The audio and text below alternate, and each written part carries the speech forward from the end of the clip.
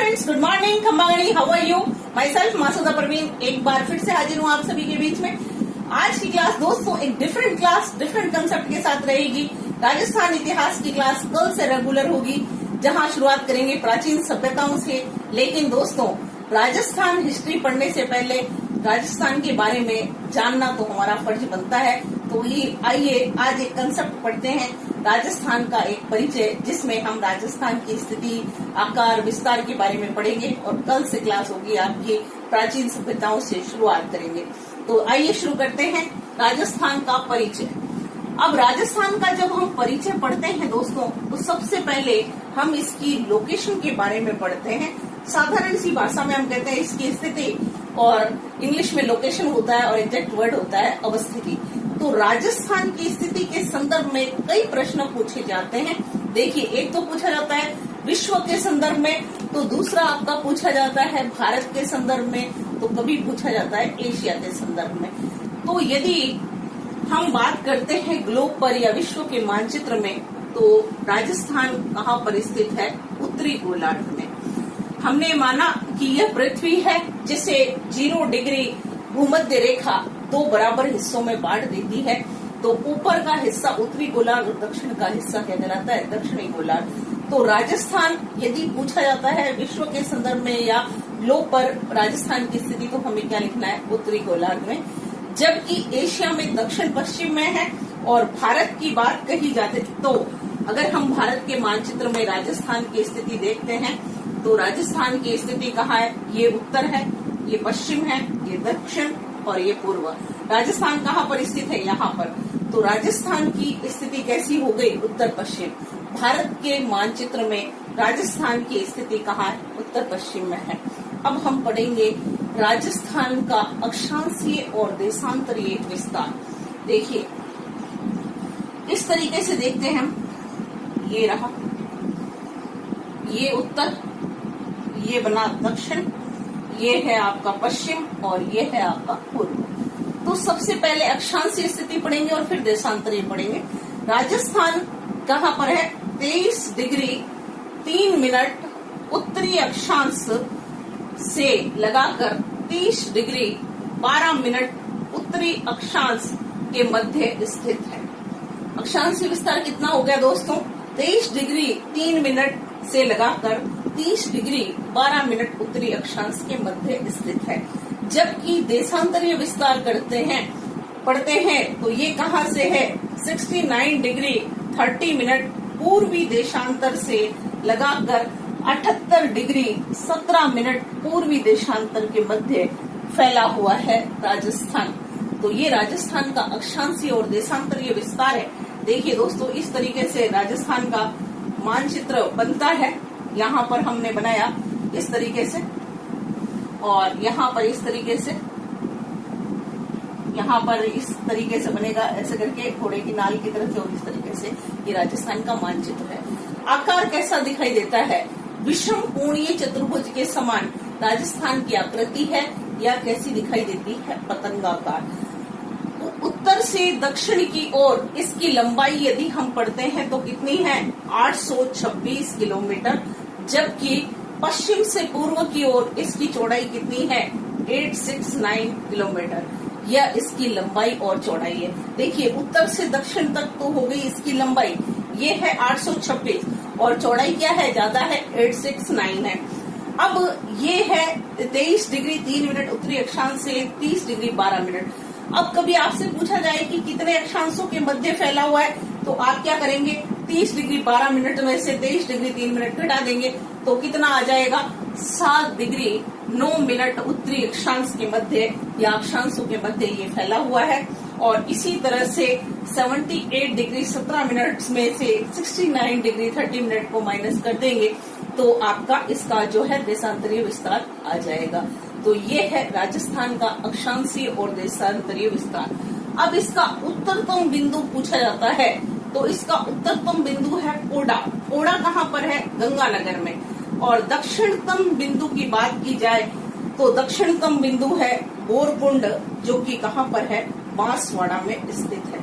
बोरकुंड कहाँ पर है दोस्तों? बांसवाड़ा में। और पश्चिमतम बिंदु आपका है कटरा। कटरा कहाँ पर आता है? जैसलमेर में। और पूर्वोत्तम बिंदु या पूर्वोत्तर बिंदु पूछा जाता है तो आपको लिखना है सिलाना। और सिलाना कहाँ पर आता है? धौलपुर में आता है।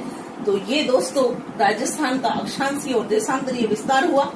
वापस से रिपीट करती हूँ, 23 डिग्री 3 मिनट उत्तरी अक्षांश से 30 डिग्री 12 मिनट उत्तरी अक्षांश के बीच में फैला हुआ है। अगर परीक्षा में प्रश्न पूछा जाए कि अक्षांशीय विस्तार बताइए तो इसमें से 23 डिग्री 3 मिनट को घटाना है 30 डिग्री 12 मिनट में से उत्तर आएगा 60 डिग्री 9 मिनट। और देशांतरीय विस्तार है 69 डिग्री 30 मिनट्स पूर्वी देशांतर से लगाकर 78 डिग्री पूर्वी देशांतर के मध्य। और इसका उत्तरतम बिंदु है गोडा, कहाँ पर है? गंगानगर में। दक्षिणतम बिंदु है आपके कौन सा? बोरकुंड बांसवाड़ा। और पश्चिमतम कटरा और पूर्वोत्तर है आपका सिलाना। तो ये आपके राजस्थान की स्थिति उत्तरतम दक्षिणतम बिंदुओं को लेकर रही। लंबाई 826 और चौड़ाई कितनी रहेगी? 869 किलोमीटर। चलिए अब आगे देखते हैं। अक्षांश और देशांतरों की बात की जाए तो अक्षांश और देशांतरों के बारे में तो हमने छोटी क्लास में पढ़ा है कि पृथ्वी पर क्या की गई है? काल्पनिक रेखाएं खींची गई है। पूर्व से पश्चिम की ओर कोणात्मक दूरी पर खींची गई जो रेखाएं हैं वो क्या कहलाती है? अक्षांश। जबकि उत्तर से दक्षिण की ओर कोणात्मक दूरी पर खींची गई रेखाएं क्या कहलाती है? देशांतर कहलाती है। ये वाली तो हो गई अक्षांश रेखाएं, और ये जो इस तरह से ऊपर से नीचे की ओर खींची जा रही है कोणात्मक दूरी पर, ये आपके कौन सी हो गई? देशांतर रेखाएं। अक्षांश रेखाओं का प्रयोग किस लिए किया जाता है? स्थान की जानकारी के लिए किया जाता है, जबकि देशांतर रेखाओं का प्रयोग किस लिए किया जाता है? समय की गणना के लिए किया जाता है। ये आपके गिनती में कितनी है? 180 इधर है और 180 इधर है, तो जोड़ेंगे तो कितनी हो जाएगी देशांतर रेखाएं? 360 हो जाएगी। अब बात करते हैं, ये जो जाल है अक्षांश और देशांतर रेखाओं के जाल को क्या कहा जाता है? ग्रिड कहा जाता है। और इनके बीच में जो ये क्षेत्र बने हुए हैं या बॉक्स टाइप आपको दिखाई दे रहे हैं, इन्हें हम क्या कहते हैं? ये कहलाते हैं टाइम जोन। क्या कहलाते हैं? टाइम जोन, या इसे क्या कहा जाता है? समय क्षेत्र कहा जाता है। तो ये अक्षांश और देशांतर रेखाएं जो कि कैसी है? काल्पनिक है। पश्चिम से पूर्व की ओर कोणात्मक दूरी पर खींची गई रेखाएं तो कहलाती है अक्षांश, और उत्तर से दक्षिण की ओर जो खींची गई है वो क्या कहलाती है? देशांतर रेखाएं कहलाती हैं। अब हम पढ़ते हैं राजस्थान की सीमा के बारे में। सीमाओं की लंबाई पढ़ते हैं। राजस्थान की सीमा की लंबाई जब हम पढ़ते हैं तो कितनी है दोस्तों? 5920 किलोमीटर, जिसमें से इसमें अंतर्राष्ट्रीय सीमा की लंबाई पढ़ने के लिए मिलती है। अंतर्राष्ट्रीय सीमा कितनी है? 1070 किलोमीटर। जब आप इसको इसमें से घटाएंगे तो बाकी बची हुई कैसी सीमा आ जाती है? स्थलीय सीमा आ जाती है या अंतर्राज्यीय सीमा आ जाती है। राजस्थान की तटीय सीमा जब भी पूछी जाए तो दोस्तों लिखना 0। कितनी है? 0, क्योंकि कहीं पर तट है ही नहीं, पानी नहीं है तो कहाँ से तट आएगा? इसलिए तटीय सीमा कैसी है? 0 है। अब हम पहले पढ़ेंगे किसके लिए? अंतर्राष्ट्रीय सीमा के लिए पढ़ेंगे। 1070 किलोमीटर लंबी सीमा, अंतर्राष्ट्रीय सीमा जो कि किसके साथ लगती है? पाकिस्तान के साथ लगती है, उसके बारे में हम पढ़ने जा रहे हैं। तो आइए देखिए, पढ़ते हैं। ये इस तरीके से, ये इस साइड का हिस्सा ले लेते हैं राजस्थान का अपन। इस साइड में हम पढ़ते हैं, यहाँ पर है आपके कौन सा? गंगानगर। गंगानगर के नीचे है बीकानेर, और बीकानेर के नीचे आएगा जैसलमेर, और जैसलमेर के नीचे आता है बाड़मेर। अर्थात राजस्थान के 4 जिले अंतर्राष्ट्रीय सीमा पर स्थित हैं। क्लियर है फ्रेंड्स? अंतर्राष्ट्रीय सीमा किसके साथ लग रही है? पाकिस्तान के साथ लग रही है। तो अपन एक ऐसी बना देते हैं और लाइन, ये अंतर्राष्ट्रीय सीमा रेखा है। डिफरेंट कलर का पेन यूज कर लेते हैं अपन ताकि आपको आसानी रहेगी समझने में। ये देखिए, ये अंतर्राष्ट्रीय सीमा रेखा है जिसका नाम क्या है? Red Cliff. क्या नाम दिया गया इसे? Red Cliff. क्या विशेषता है रेड क्लिफ जो है इसकी? क्या आपने कभी पढ़ा है? ऐसा बताया जाता है कि जब माउंटबेटन प्लान आया था, भारत के विभाजन की योजना चल रही थी, तो समझ में नहीं आ रहा था की सीमा का निर्धारण कैसे किया जाए।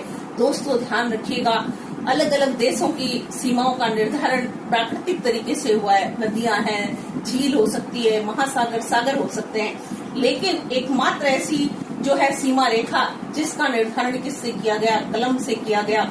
उस समय सीमा आयोग के अध्यक्ष थे सर सिरिल रेडक्लिफ। क्या नाम है इनका?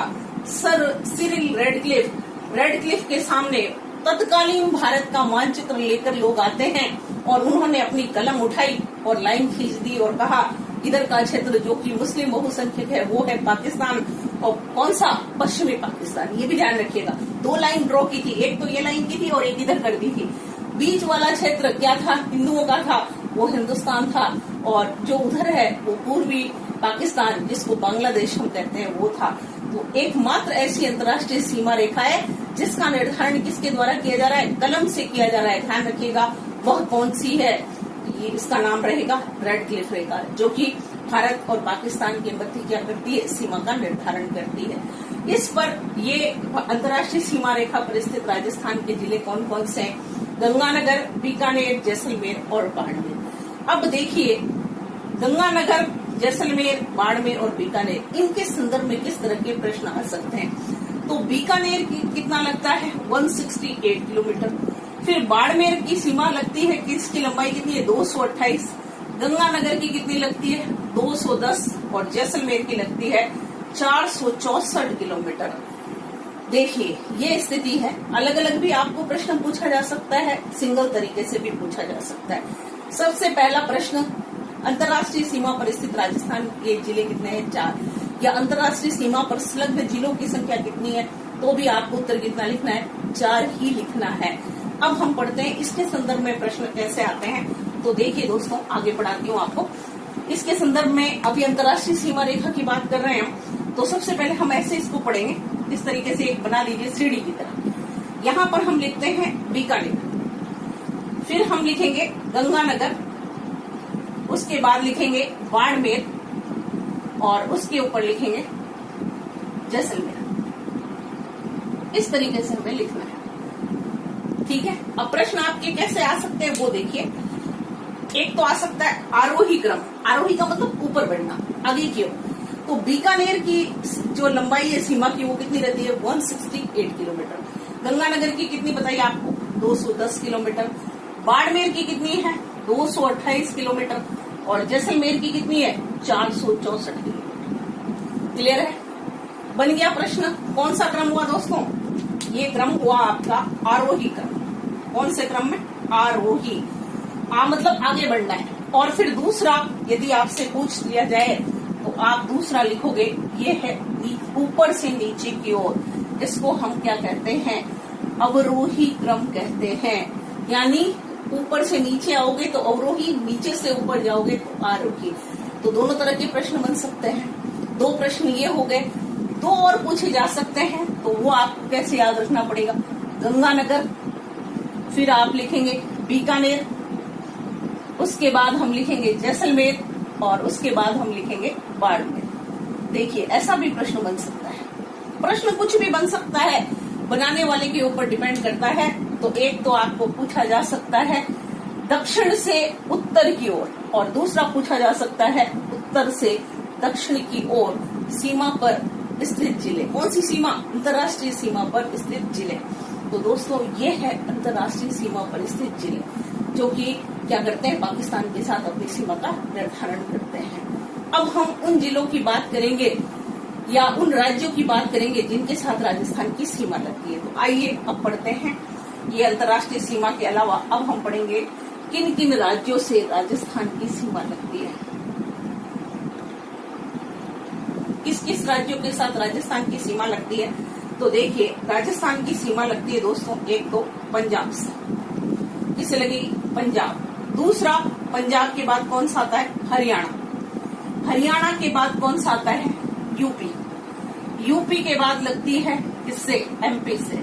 और एमपी के बाद किससे लगती है? गुजरात से लगती है। राजस्थान की सीमा कितने राज्यों से लगती है? 1, 2, 3, 4 और 5। कितने राज्यों से राजस्थान की सीमा लगती है? 5 राज्यों के साथ में इनकी सीमा लगती है। अब देखिए इसमें प्रश्न एक सीधा साधा बनता है कि सबसे ज्यादा किसके साथ लगती है और सबसे कम किसके साथ लगती है। तो पंजाब के साथ कितने लगती है 89 किलोमीटर, जो कि सबसे कम है। एमपी के साथ सबसे ज्यादा लगती है 1600 किलोमीटर लगती है। और बात आती है हरियाणा की, तो हरियाणा के साथ कितने किलोमीटर की सीमा लग रही है 1262 किलोमीटर की।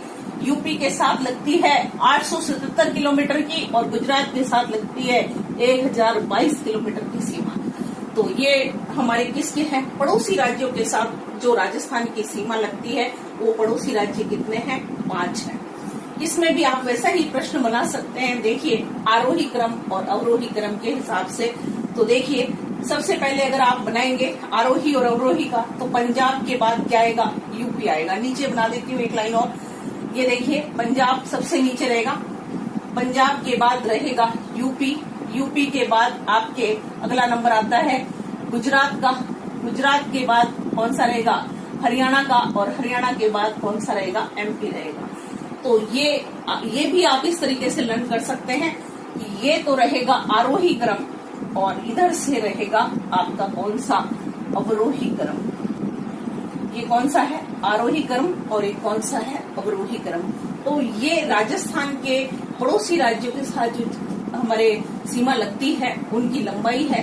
लंबाई के अकॉर्डिंग जो क्वेश्चन बनते हैं वो आपके ये बनते हैं। अब राजस्थान के जिले जो अपने पड़ोसी राज्यों के साथ लगते हैं उनके बारे में हम बात करेंगे, वो हम पढ़ेंगे कल दोस्तों। आज के लिए इतना ही। Thank you very much.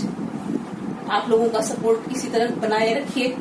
आप लोगों के सजेशन लगातार मिलते रहे हैं और हम उस पर लगातार काम भी कर रहे हैं। Thank you very much. See you tomorrow.